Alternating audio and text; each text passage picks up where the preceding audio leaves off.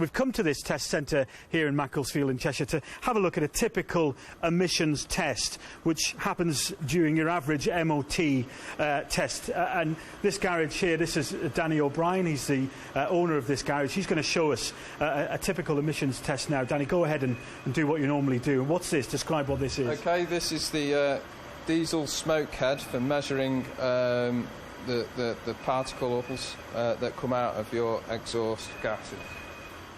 And so you're now going to clamp this into the exhaust. The engine's running, it's idling now in neutral, and this will pick up any emissions that are carried out through the exhaust during the course of the test. Now, Danny would normally carry out the test, go in the car, rev the car, and he would get the emissions. But for the purposes of us today, he's got a helper in the car. Now, describe what's happening here then, Danny. So now we're measuring the RPM of the vehicle so that the computer knows that the vehicle is being revved. As you can see, in a moment it will show us the details of what soot content is coming out of the exhaust. So these are the levels of soot and particles that are coming out of the exhaust, and this one's pretty good. Yeah, I mean, as you could see there, the Euro 4 and 5 vehicles that we now have a very low carbon content that come out of the car. What do you think about what VW were doing in the US? A bit naughty, more than naughty? Well, it's a little bit of skullduggery, isn't it, by all accounts? You know, from a point of view of being fair, it's not too clever.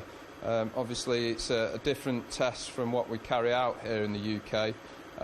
Also measuring different chemicals.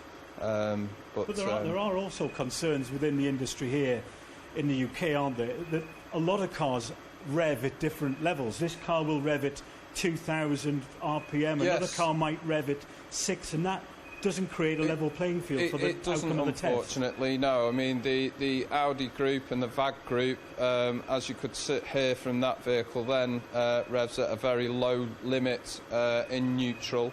Whereas your other vehicles, BMWs, etc., will all rev quite high and quite freely. The VAG group vehicles seem to be locked at a certain RPM. But the whole idea of this test is to make sure that the cars on the roads here in the UK aren't spewing out high levels of particles, isn't it? And that's the reason why we do this test. That's correct. Danny O'Brien, thanks so much for letting us into your garage today.